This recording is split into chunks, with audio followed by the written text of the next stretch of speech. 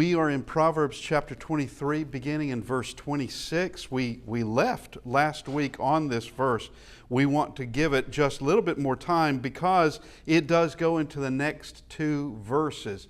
And it goes into the next two verses because of one word. Now we'll get to that. It's not terribly important, but we'll get to that.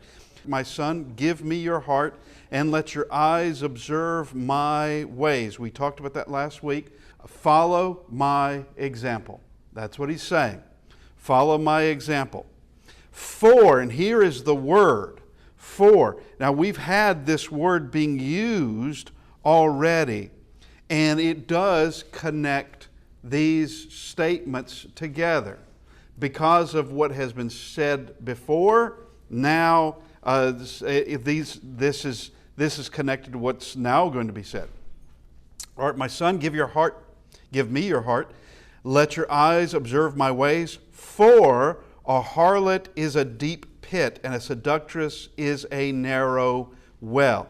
Now, he began speaking about this subject from chapter 2 in verse 16 going to verse 19. And it is that of a very, very common temptation. It hits not just, it hits male and female. This is an extremely common temptation, and it is complete poison. This is not the way it is supposed to be. All right? A harlot is a deep pit, and a seductress is a narrow well. Now, these descriptive words, deep pit, narrow well, that is not good. A deep pit means you don't know how far this thing goes. You fall into it and you just wait falling until you hit the bottom and don't know how far you're actually going. With a narrow well,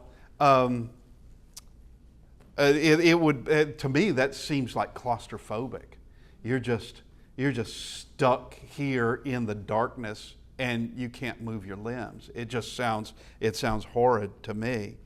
But these are the descriptive words, and he has said worse than that. As a matter of fact, it's Proverbs 9:18. But he does not know that the dead are there, that her guests are in the depths of hell. 4 in verse 16. For they do not sleep unless they have done evil. That will go into the next verse. Let's just read that one. She also lies in wait for a victim, and increases the unfaithfulness of men. Okay, so here, going back to Proverbs 4:16, for they do not sleep unless they have done evil. Now, that's not just the seductress.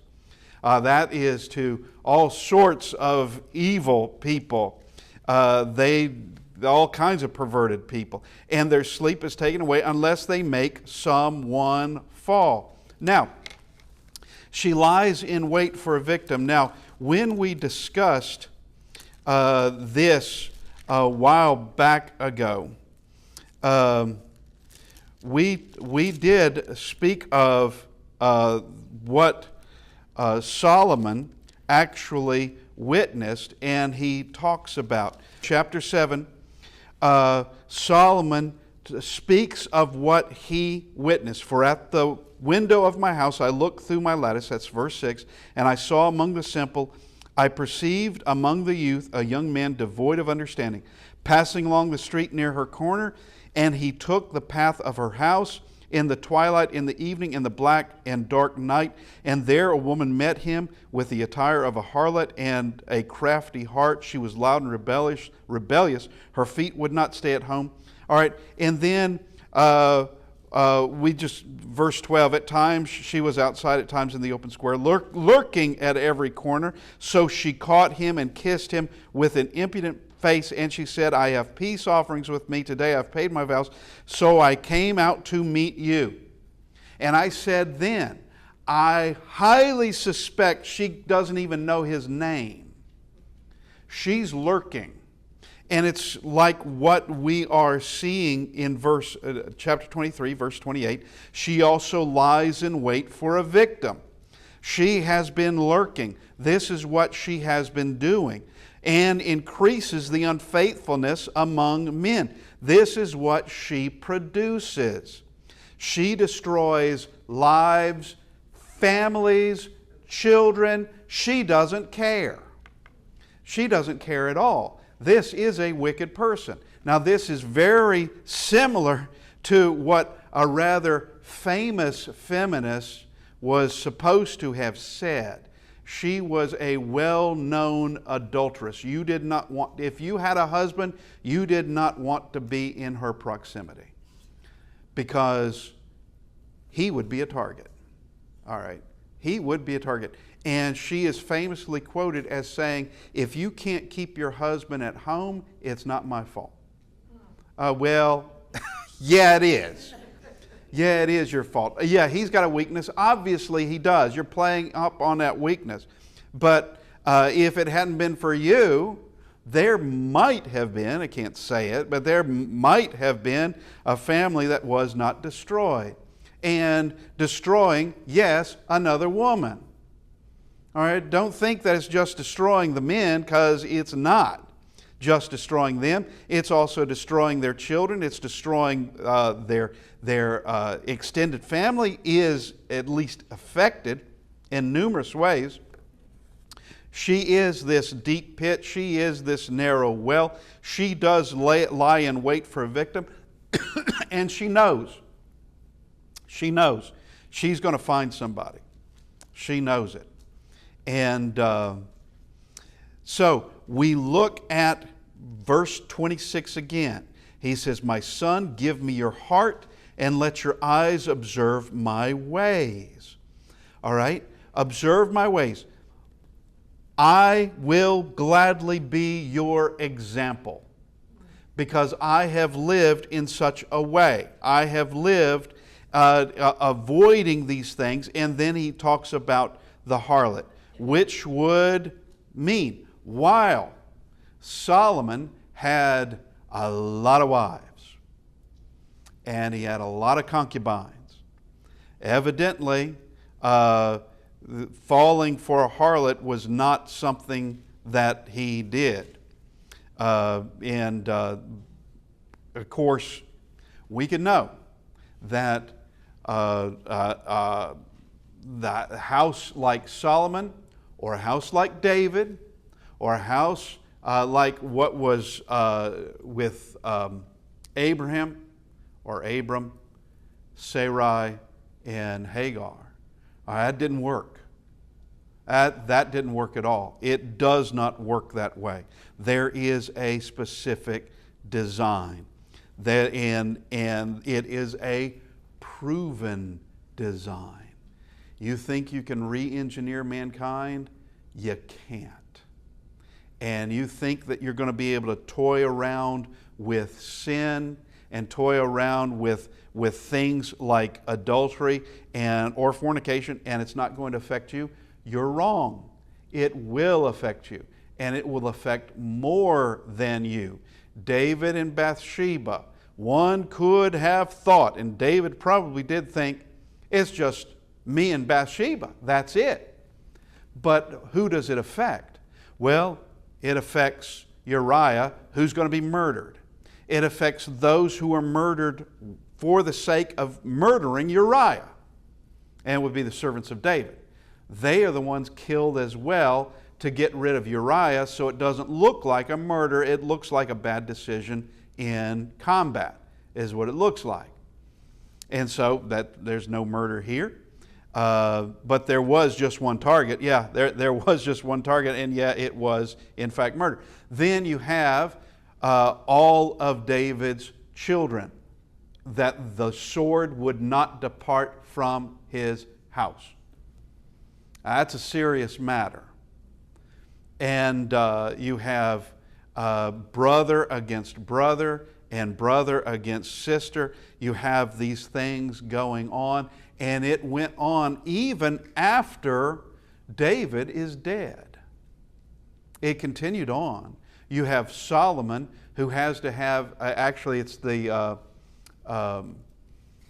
Abimelech's brother, and I have forgotten his name, but Solomon had to kill him because he was highly suspicious that that man was after the throne, and he probably was. That's exactly what he was after. All right, so we talk about this deep pit, and when do you hit the bottom? When is it? It could be farther down there than you can understand. And of course, he's already said that here this house leads down to death. Her path to the dead. That's where it goes. Avoid this. Everything is poisoned by it. Everything. And if David had not repented there with Nathan at that point, God was determined to kill David. He was going to do it, and he said he would have, except that David repented. And now we come to verse 29, and we have this section going to verse 35. Takes the rest of this chapter, and it is on a subject that has just been brought up a little, not by much. In 20, in verse 1, we do have the beginnings of this. Wine is a mocker, strong drink is a brawler, and whoever is led astray by that, this is not wise. Meaning, is a fool. If you're led astray by this, you are in fact being foolish. Wine is a mocker, strong drink is a brawler. There is no control here. Your life is completely put out of control. There is a reason. All right, let's just say this. You are on a flight, and it doesn't matter where you're flying to. You're on a flight. How many drinks will you allow your pilot to have had before he gets on that plane? All right, for me, it's none. And I think by law, it must be none. If not by law, it is definitely by policy that your pilot is to be absolutely alcohol free, as far as that goes, absolute sober. He's not been in the airport drinking. All right, the same thing would go to your doctor. You have to call your doctor at 3 in the morning, and something has to be done. How many drinks do you want your doctor to have that evening? Yeah, you don't want him to have any. You want him to be absolutely sober to make the proper call, and to have, and not only that, but to have as much of his motor skills as possible if he's a surgeon or something like that. All right, now we come to verse 29, and it starts like this. Who has woe? And it's going to describe that. Well, there's a lot of people that can have woe. There's a lot of people that can have sorrow, but this is going to be very specific. Who has woe? Who has sorrow? Who has contentions? Who has complaints? Who has wounds without cause? Who has redness of eyes? Then it answers the question in this. But understand the words: woe, sorrow, contention, complaints. Wounds without cause. Now, let's look at this.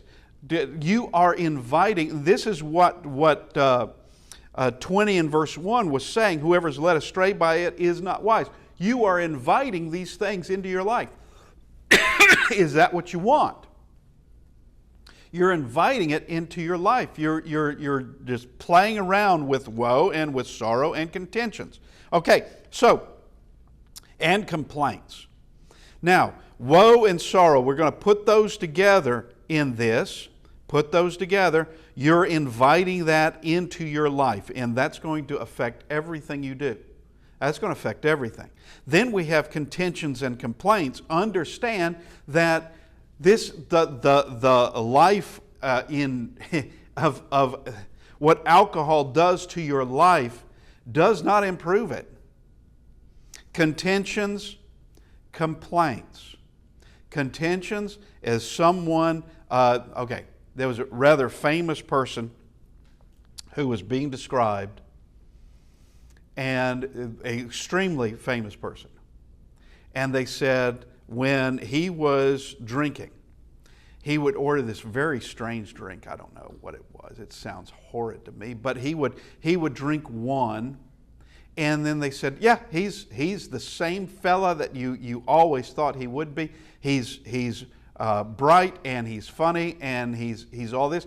At 2 drinks, he is slowing down a bit, and there's a little bit more of a barb in there. And with 3 drinks, he growls. All right, 3 drinks, you don't want to be around him. And matter of fact, this particular famous person had been at some bar and said the wrong things, and nobody in that bar cared how famous he was. They beat the pulp out of him. All right, and he was lucky to make it out alive. They beat him fiercely. And here is, and once again, they didn't care how famous he was. They didn't care that they admired any work that he had done. They didn't care anything about that. They're all drunk. They're all just a bunch of drunks. And who has contentions? Well, it's the drunk. Who has wounds without cause of, I don't know, what happened to me? Why are there bruises on my face? Why is my nose broken? Why did these things happen? Wounds without cause. But I have skipped who has complaints. They are complaining about how they woke up, but there are others complaining about the behavior from last night.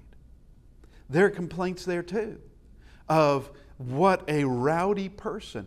We could not get this person to be quiet, or what this person was causing all kinds of trouble and now wakes up in jail. And I probably have told you about the knowing a man. When I knew him, he had been let out of prison, and he had been put into prison because he got drunk, got in his car, and he killed 2 people. They were pedestrians. He killed them. He had no idea that it happened. He woke up in jail, and they had to inform him what happened. And he said he did, though he didn't witness it, he couldn't remember it anyway. He said it bothered him. It bothered him greatly that he had done that. And here is this completely out of control. Woe, sorrow, contentions, complaints, wounds. Then you have what would be the most minor part of this, and that's redness of eyes. Who has redness of eyes? All right, so we come to verse 30. Here's the answer. Those who linger long at the wine, those who go in search of mixed wine. Now, the Bible will use wine in a metaphorical sense. Already in Proverbs, it has been used metaphorically, such as wisdom does say she has mixed her wine. Well, that's a different wine entirely. That is something that doesn't make you drunk. That makes you wiser. That makes you something far better. That's actually helpful. But here is this go in search of mixed wine. Well, this isn't the metaphorical sense. This is the literal sense. One who lingers long at wine, one who goes in search of mixed wine. What is mixed wine? We have to ask that question. What is mixed wine? Well, it's a thing that was done in the ancient times. Now today, we can weaponize a drink to become something like vodka or something such as pure grain alcohol.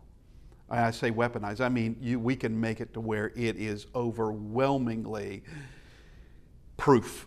We would just call it that. It is overwhelming in that. Now, in the ancient days, they hadn't figured that one out. If they had figured it out, they'd be doing it. Oh yeah, anybody, any culture would have been doing. But here is this search for mixed wines, of where something is mixed in the wine to make it more potent, to make it more of a kick, to drop you faster.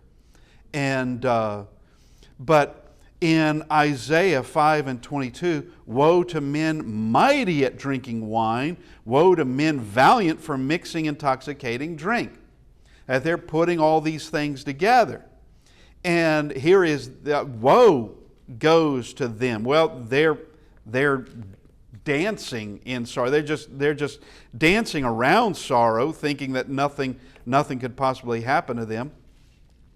Isaiah 5:11, woe to those who rise early in the morning, that they may follow intoxicating drink, who continue into the night till wine inflames them. They just get up in the morning and drink, and they're drinking all day long. It reminds me, I saw a t-shirt, I'm going to try to remember the words as best I can, but it was, this person at least is being honest, is what's the point of being able to drink all day long if you don't start in the morning? That's basically what it was saying. Okay, that's basically the same. And that's not the type of person you want to be. That is a person who's constantly going to be a problem to themselves and everyone else. And this woe, this sorrow, this contention, this complaints, it spreads to everybody around you. Now, Proverbs 31 and verse 4, it is not for kings, O Lemuel, it is not for kings to drink wine, nor for princes intoxicating drink. That as a king, don't even. As a prince, don't even. So we're going to do our little game again. All right, you've got to be in front of a court, and it doesn't matter if you are on the defense or you are if you're the victim. That doesn't matter. How drunk do you want your judge to be? You don't want him drunk at all, because who knows what he's going to do. Or you don't want him drunk in the least. And it would be more so that you wouldn't want your king drunk when he's got to make some sort of important decision. And here's the thing about leaders and kings. Important decisions may need to be made at 4 o'clock in the morning. You don't know. There may be important things that have to happen at 10 at night, 12 at night, or 9 in the morning.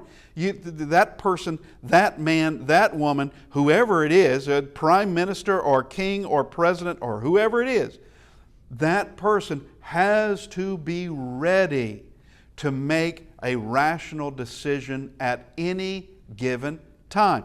And so that's why it says it's not for kings, O Lemuel, to drink wine, nor princes intoxicating drink. Don't do it. Don't play around with it, because what could happen could be devastating. It could definitely be devastating. Now, we come to verse 31. And verse 31, I'm not sure if we've read this already or not. I feel like we mentioned this before, but I could be wrong. Is that there are words in here that sound like they're from a commercial, from a wine commercial, except for the first words, do not look on. All right, but we have these words that are here. Do not look on the wine when it is red. Here are these descriptive words. When it sparkles in the cup, when it swirls around smoothly. Here is this tempting beauty. There's a beauty to it. And, we all know that the most beautiful aisle visually beautiful aisle in the grocery store is not the canned vegetables, okay, or the cereal aisle. It is where the wine is. That is I have to say, it is. Beautiful bottles, beautiful labels. It looks so sophisticated. It looks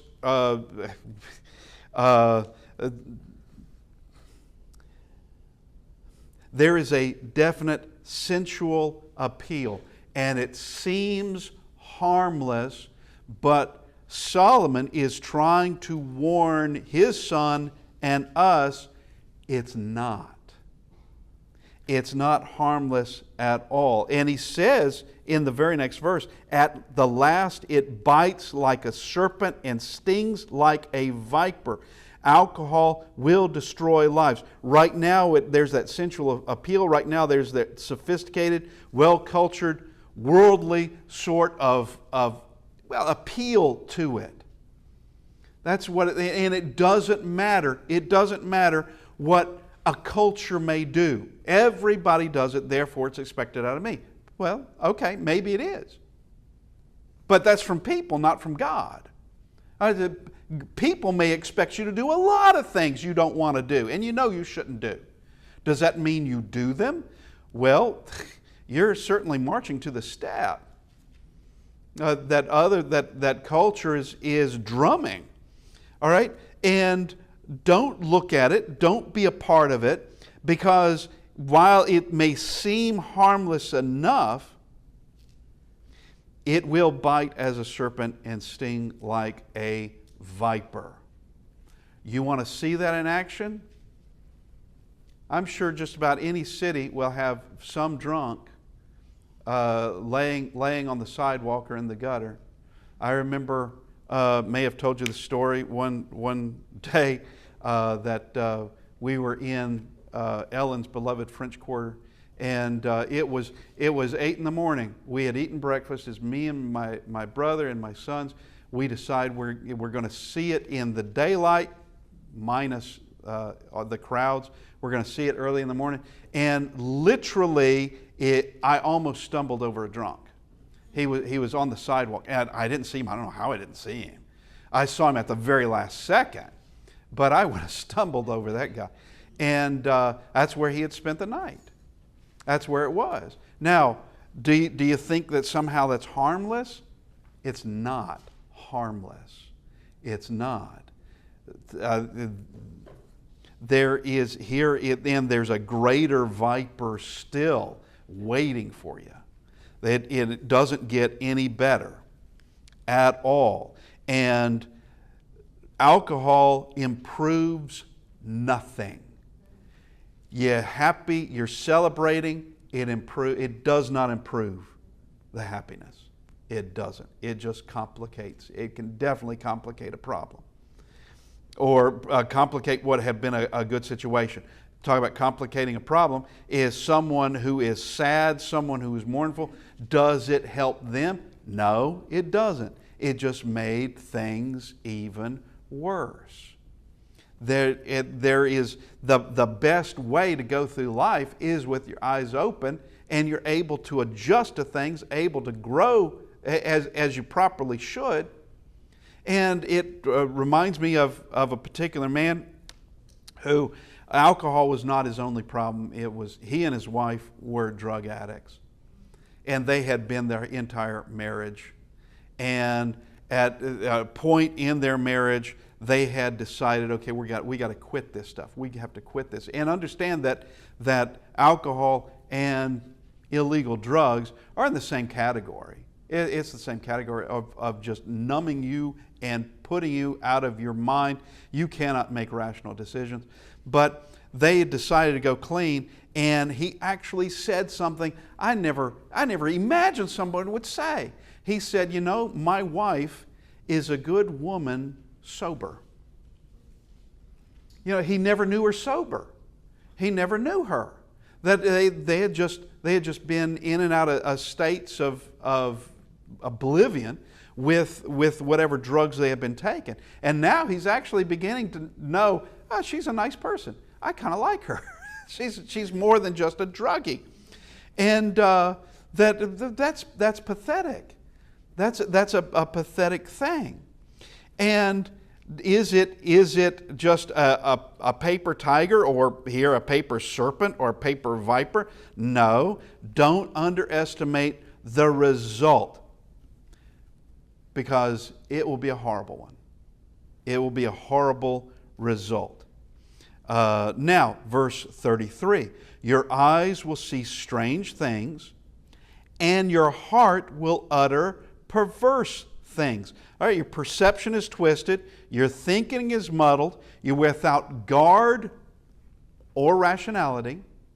All that is missing. And here are words, actions, and emotions are all unpredictable. It's all volatile. It's ungoverned. There's nothing kind of founding it. There's nothing anchoring it. And you're helpless. And doing things that you didn't know you, under normal conditions, under a normal mind, you never would. You wouldn't do it. But now suddenly you are. All right? Because you're completely out of control. And this is just in a disastrous sort of state. Your eyes see strange things, all right? There's no control here. There's no compunction. There's no shame. There's no wisdom. Here is the instant fool and helpless. That's what you've made yourself. And your heart will utter perverse things. That's no good. That is no good. To suddenly saying things you wouldn't ordinarily have said. Now being blasphemous as a drunk. You can't do anything with a drunk. You can't reason with a drunk. You can't. All you can do is just shut them away and wait. That's all you can do. Verse 34. Here is this description. Yes, you will be like one who lies down in the midst of the sea, or like one who lies at the top of a mast, saying. We'll get to the saying in just a second. All right, so here's just staggering. Motor skills gone. It's like you're at sea. For those of you who have been on a ship, when the ship is rocking a bit, looking at people walk, you can think, that person's kind of inebriated. Or well, they may not be at all. They could be that it's the rocking of the ship, that they can't just walk a straight line anymore. It'd be very difficult to do. And I have my first experience actually in that, I hadn't really thought about the ship rocking. It wasn't rocking too noticeably. It was at night anyway. And suddenly I'm walking weird, and I'm thinking, am I this tired? That's it. What is? And then I figured out, oh yeah, the ship is moving. That's why this is happening. But okay, so here's this disorientation, this lack of motor skills, just staggering. You'll be like the one who lies down in the midst of the sea. The earth is in motion, and you're feeling it. And saying, they have struck me, but I was not hurt. They have beaten me, but I did not feel it. When shall I awake that I may seek another drink? All right, this is horrid. All right, they struck me, but I didn't feel it. Senseless, numb, unaware. All right, now understand, this would not be a thing of bragging, of, yeah, I wasn't hurt in the least.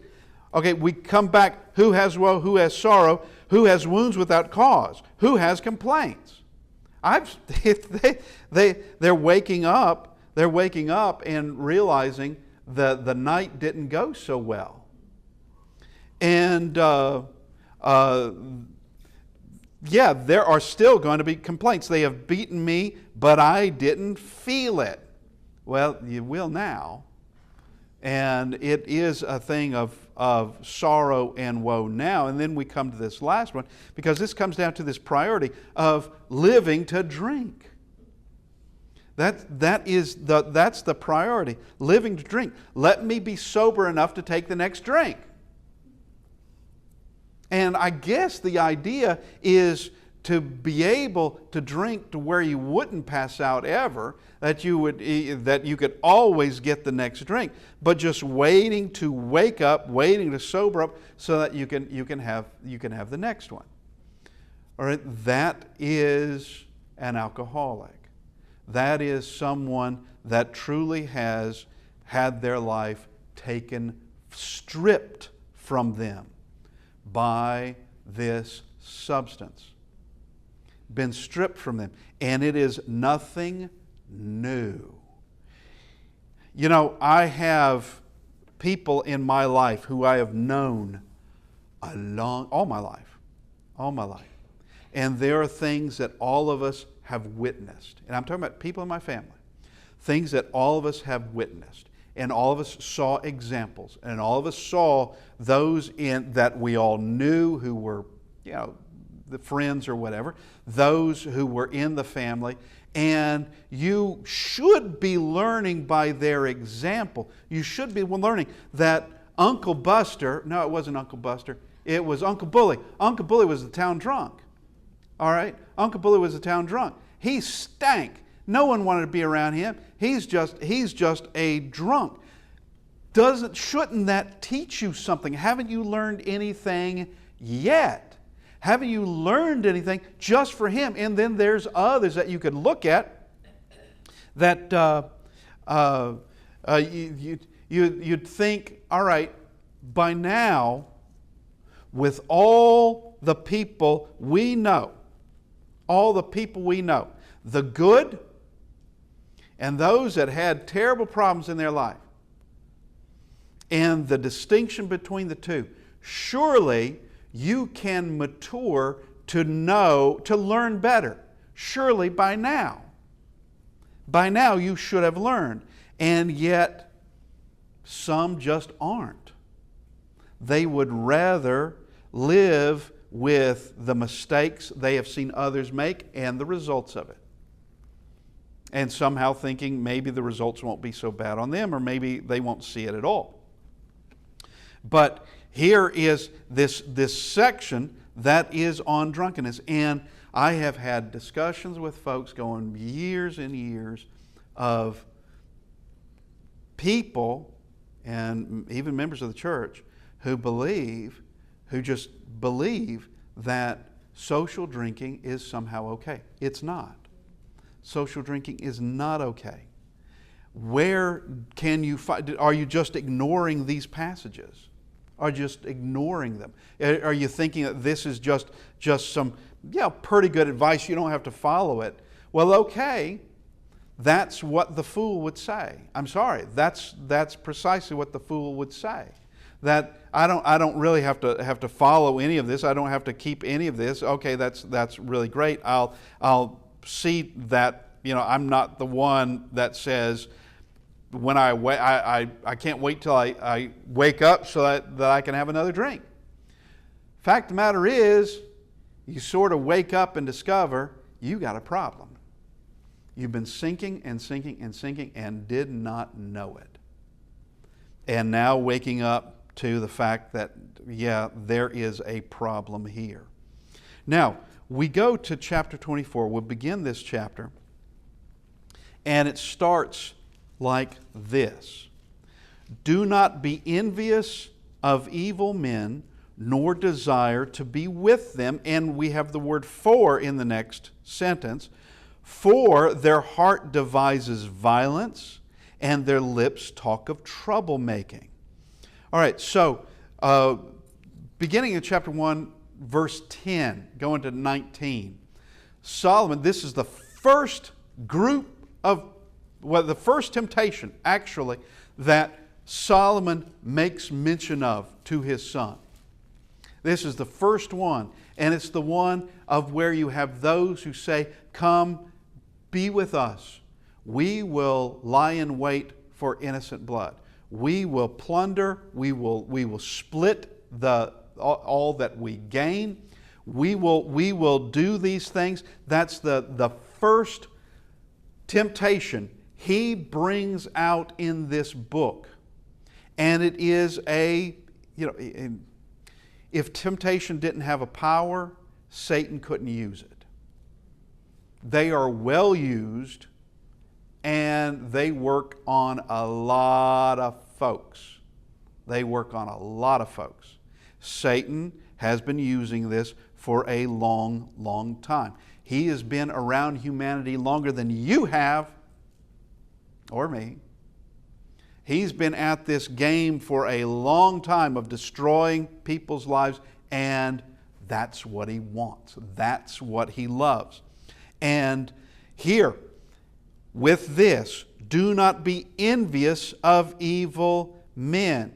Yes, they may prove themselves to have lots of money. Lots of money. And there is that temptation of the easy money by way of fraud, by way of cheating and lying, or even by way of bloodshed and extortion. There is that idea of doing that, but it leads to the worst sort of things. If we go back to chapter 23, let me get there. I don't have that in front of me. Go back to chapter 23 and verse 17. Do not let your heart envy sinners, but be zealous for the fear of the Lord all the day. Now, here we have, for their heart devises evil. Going back to 24 and verse 2, their heart devises violence, and their lips talk of trouble. Now, this will link us into other things coming in verse 9. The devising of fools is sin, and the scoffer is an abomination of men. But also verse 8, he who plots to do evil will be called a schemer. We'll talk about that we'll have to wait till next week. But here is someone who is the mastermind and may not do the actual crime. They thought it up. They did the planning. They did all that. But that's a sin. That is evil to do that. And the fact of the matter is that Charles Manson was never convicted of actually murdering anybody. He wasn't convicted of actually murdering anybody. He laid his hands on nobody to kill them that they could prove. I would just put that, because there is one man who disappeared and they think he's the one that did it. But he was never convicted of that. Matter of fact, they never proved that he did that. But he was the one that manipulated others. He was the one that came up with the idea of what to do and the address and all these other things that they were doing. And it was more than one attack, by the way. And yeah, he goes into prison and he dies in prison. Now we've skipped over some things. Let's go back to verse 1. Don't be envious of evil men. And we've already been taught this lesson, because there is going to be justice. They have something now and they can rejoice over it. They can brag about it, but it doesn't last long. The riches they gain will not help them after death, and will not help them in the day of judgment. It's not going to do it. The things that they have done, those things will find justice. They will. Now, we're going to go to Psalm 37. Psalm 37, and just beginning in verse 1.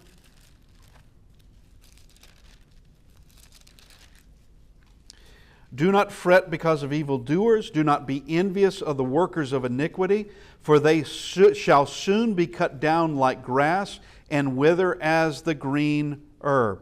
There's not going to be anything left of them. Those mafia bosses who were killed by underlings or by some other group, what have they got? Nothing. They have nothing now. And they accept that of the expectation of hell. That's all they've got. That is it. As much money and power as they may have had, as much credentials, as street credentials as they may have had, it does not matter. It's done. All right, we will begin in verse 3 next week, and I want to thank everybody for being with us, and I guess that's it.